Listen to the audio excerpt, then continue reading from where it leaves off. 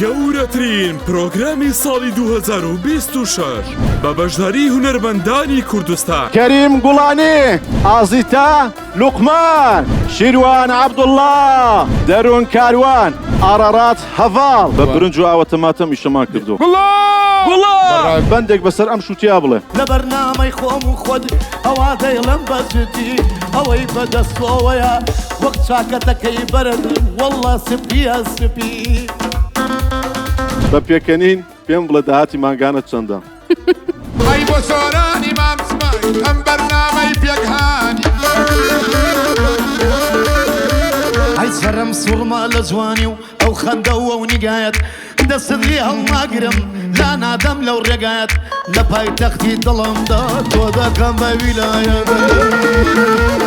تاڵە کەریم نێوانت زۆر خۆشە ماشەڵڵا لەگە گوڵەخان.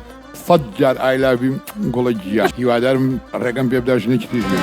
سەرکانیە من دیە لێکانیە من دیە هەی گوڵان باخچیاویە عەقلی من ڤێرا چوویە وەر سەبرا دلای سەمیان بریشکە برارۆ زۆر بەتامە زۆر زۆر خۆشە قەڵەوە قەڵەوە هۆیارژی کەڵانەکەم بینایی هەردوو چاوەکەم